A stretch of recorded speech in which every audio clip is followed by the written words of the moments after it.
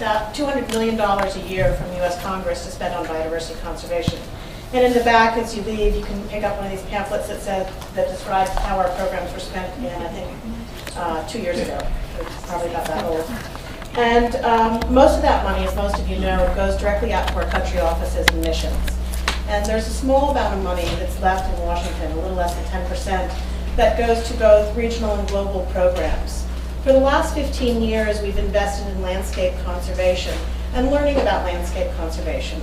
The current program that this governance tool has come out of is our SCAPES program, and we have 4 cooperative agreements with Wildlife Conservation Society, WWF, African Wildlife Foundation, and PACT has a consortium with Fauna and Flora International, BirdLife, and ACDI BOCA. And the SCAPE sites are on that map. And part of the work bulk of the work is the conservation in the sites and looking at landscape conservation. And all of these programs are transboundary, or multiple countries.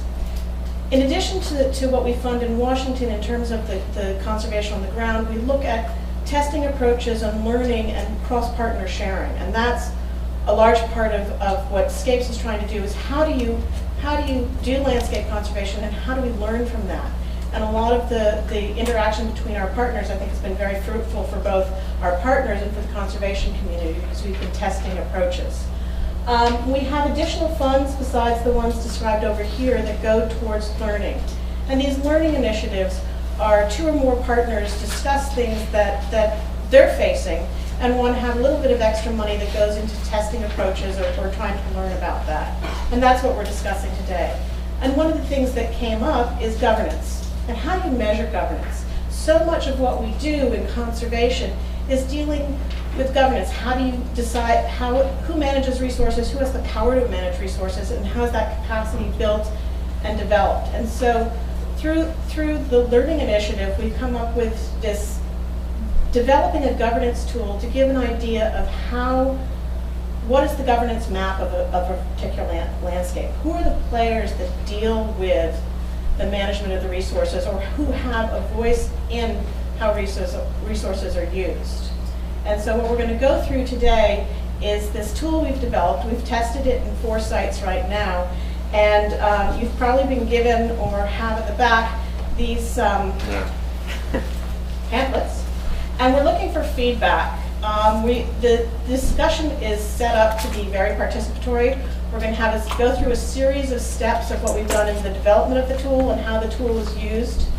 And at various points during the morning, we'll have time for discussion. And so we welcome your verbal feedback, but also your written feedback. And if you want to give us information on who you are, we will keep you up to date with how this tool develops.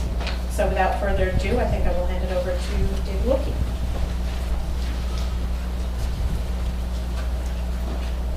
Hi, I'm David Wilkie. I work for the Wildlife Conservation Society, and I direct conservation support, which is our technical support group for all of our international field programs. And I'm particularly interested in governance because looking at WCS across the planet, what do we really do? We actually try and build sustainable and effective governance systems, and yet I've been frustrated that we haven't had a way to assess governance strengths and weaknesses so that we can invest strategically in enhancing governance in the places that we work.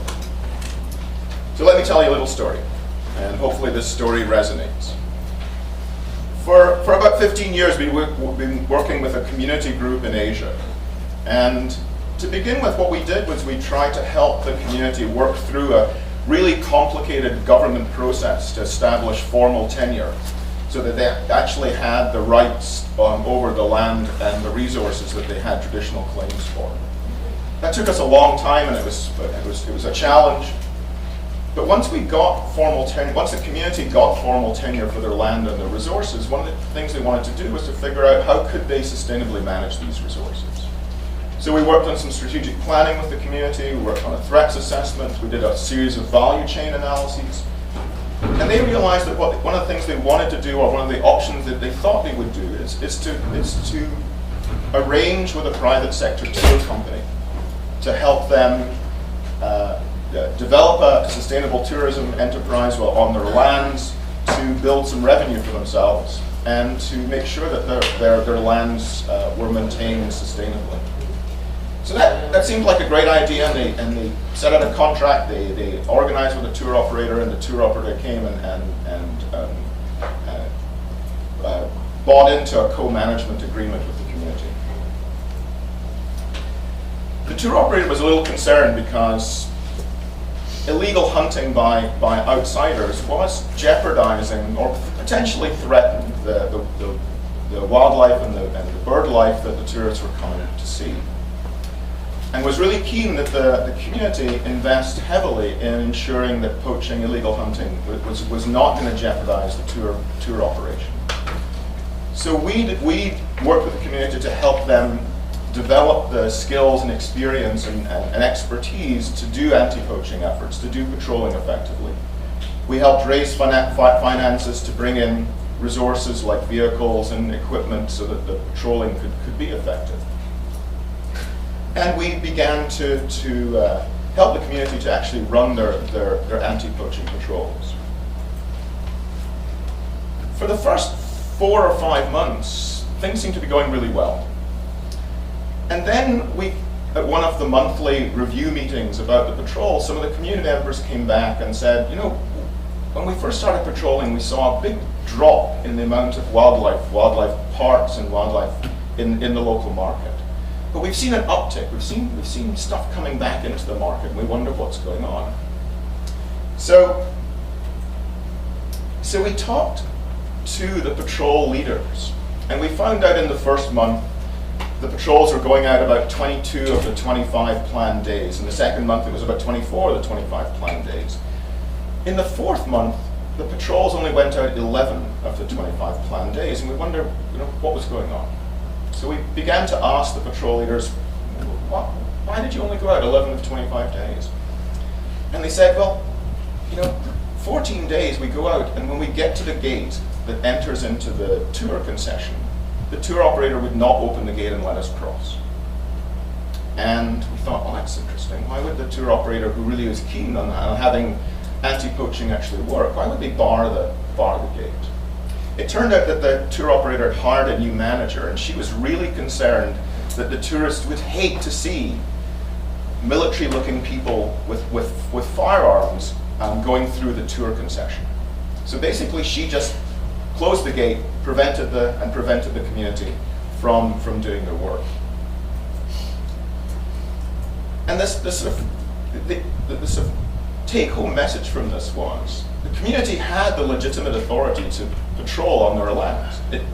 They had the formal tenure. They had the authority to actually go and do anti-poaching in their territory, but they didn't have the power, or didn't feel they had the power, to force the tour operator to open the gate and let them go and do their jobs. And to me, this was an interesting sort of governance failure. That the community didn't feel that they could actually countermand the tour operator. The tour operator felt that they had the authority, they had the power to basically prevent the community from doing their work. And what it led us to understand is that we needed to get the community and the tour operators together much more often, so that the tour operator understood that they didn't have the authority to bar the community from doing their work. But also maybe that the community needed to work with the tour operator to figure out when would be the most appropriate time to cross the tour concession, so that in fact it didn't conflict with the tourists. And so in this case, it wasn't that the community didn't have the legitimate authority. They had the capacity and the ability to do the patrolling. What they didn't have was the power to actually exert their authority, which was kind of interesting. So what we felt by thinking about this relationship with different governance authorities, what we felt was we needed a governance tool that would help us better understand the range of different governing bodies within a landscape, and landscapes are fairly complicated. We wanted to identify something, we wanted to be able to figure out where were the strengths and weaknesses in different governance bodies within a scape. And most importantly, we wanted to be able to monitor how our investments in strengthening governance were being effective over time.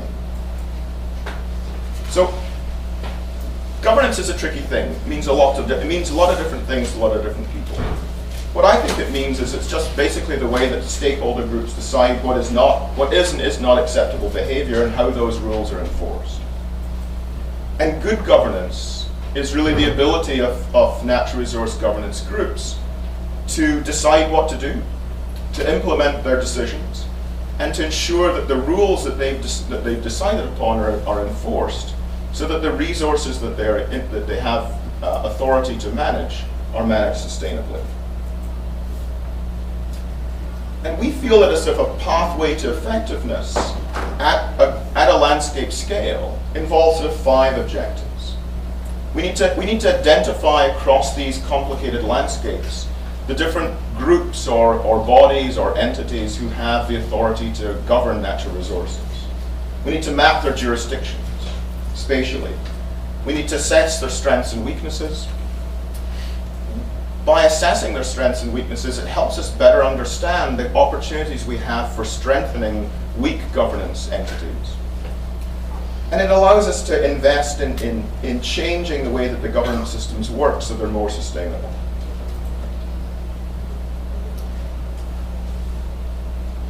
How might this tool be useful for you? I think it helps conservation groups across a landscape really figure out where they should invest in strengthening governance. It also helps the governance groups themselves understand where their strengths and weaknesses are in a way, and how their governance relates to other governance bodies within the landscape. So quickly, let's go.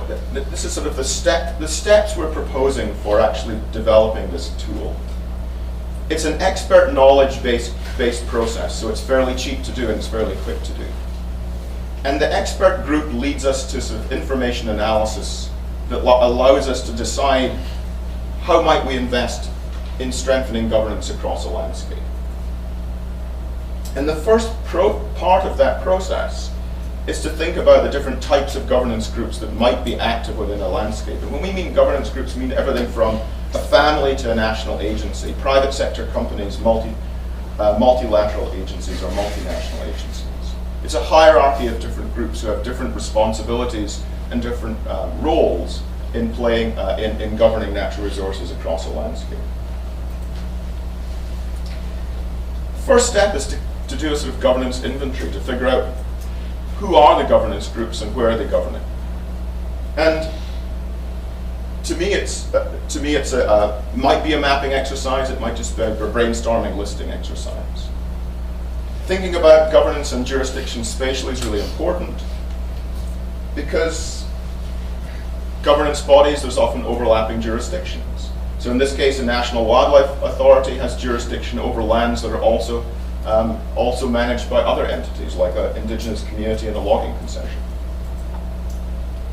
Sometimes national bodies like ministries of mines have complete authority over all subsurface rights. Sometimes there's contended authority, so the indigenous community actually has claims over the logging concession. All of these things are important to know when you're thinking about a governance inventory at a landscape scale. And so that first step is really to think about how would you inventory governance groups within a landscape and map their jurisdictions. Paul? Yeah. Can everybody hear me if I just talk like this? Is that okay? I have to move when I talk, so it's a little difficult to stand behind a podium. My name is Paul Coles, and I work with a company called PACT, part of the Scapes group. I've been working in landscape level sorts of conservation situations since the late 90s, when it transitioned out of the integrated conservation and development project sort of approach to a broader approach. We began exploring what landscapes were and how they might work. And one of the things I think that's pretty common, I think, for a lot of our experiences in doing conservation and with conservation professionals is that most of the types of solutions we usually get to involve tweaking governance or changing governance or improving governance in some way of the natural resources. But what I've found is it often takes us a few years to figure that out when we've been working in a given area. So one of the things we wanted to do with this tool was to short circuit that a bit and make it so that we could get conservation professionals who maybe don't have a lot of technical expertise in governance a chance to sort of look at governance issues, think about them, and begin to improve them early on. So really, in a way, what we're trying to do with this tool is to just operationalize governance for non-governance specialists or for conservation professionals. We do want to try and get some input from you all, and we've got some time. So I'm just wondering if it would be great. We have some diversity in the group of different areas of the world, different places. We've got some experience now with piloting this around Kilimanjaro in the eastern United States and also in Kazakhstan. And we've been learning some things, but it might be interesting just to hear some of your stories a bit, or maybe some of your experiences with dealing with governance. Maybe as David was outlining his story there, something came to you, or some experience that you've had in the places that you work that maybe where you had to deal with governance. And it'd be great to hear those if I can convince you to speak up and do it. This isn't the best sort of format for encouraging participation, but it'd be great if somebody wanted to volunteer with a story, had something. We'd love to capture that. Anybody brave enough? How many people work at a big spatial scale, so that they're working at places where there are lots of different groups? So tell us how you, when you think about at that big spatial scale, how do you identify the sort of key actors who are responsible for managing, or either sustainably managing or unsustainably managing natural resources? We've got a couple of large projects we've been working on for about 10 years. One of them's in Tanzania, in Serengeti. We do work in Ghana as well. They have a main focus on governance. We also do some Canadian studies on large landscapes like the Musco-Cachico, which we're doing at the moment. This is a project funded by mainly IDRC and other international agencies. I was mainly interested in this approach because of your emphasis on mapping and mapping resilience. So I don't know if that's something where we're going to go to, because that's something we haven't really done. But I think it's something that could be really, really useful to us. I'd also be interested if there's some kind of clearinghouse for projects like this that are involved in really large landscape governance assessments. So it doesn't answer your question, but it gives us some context of what my interests are. Great. Thank you. Shall I chip in? Kind of on the same lines to explain what my interest might be in being here. I think I'm okay. I'm a bit sort of croaky, but my name is Paul Laird. I work for Earthwatch Institute. My particular interest in this is that we've been working with some of our partner companies on who have agricultural supply chains, and we've developed a tool called Biodiversity Risk and Opportunity Assessment for companies with agricultural supply chains, which typically will be spread over large landscapes, maybe in a number of countries, and that is a tool which helps those companies to understand what is going on in terms of biodiversity and ecosystems in the landscapes around their operations. It assesses the impacts of their operations, but more importantly, it looks at the dependencies of their operations and the wider trends and processes in the landscape that they need to understand if they are to be genuinely a responsible player in those landscapes and to support sustainable agriculture. So we start that process with some form of stakeholder mapping, so that we have a sense of who we need to talk to and who we need to bring on board, because obviously an agricultural supply chain company is not going to do this by itself. People are going to be very suspicious of it. And that typically involves at least working with local conservation partners. But my feeling is that a tool of this sort could be quite simply an adjunct that we would put into that process to make sure that people have understood governance in that landscape before they plunge in a lot of assumptions. Yes, and part of the purpose of developing this tool was an interest in helping conservation groups to better understand the sort of governance context within these complicated large landscapes. And once we've got a better sense of that, also using the tool with individual governance groups to help them better understand how their governance works within their jurisdiction and how others influence their governance decisions. So in some ways the tool has two purposes. One, to help conservation organizations better understand their governance context, and then to help strengthen individual governance groups' abilities to sustainably manage their resources. So that's the underlying purpose. And interesting, when we did a survey of governance tools, there are a lot of governance tools out there. Most of them tended to be wildly complicated. So I talked with some great colleagues out at C4, and they've got a forest governance tool. And they are trying to apply it. It's costly to apply. They've done a few baselines, but it's so costly they can't do the follow-up. So if you do this once, fine. But what we're really interested in is something that you can actually repeat. So you can see whether the investments that we're making in trying to help governance bodies develop stronger governance systems, can we repeat the assessment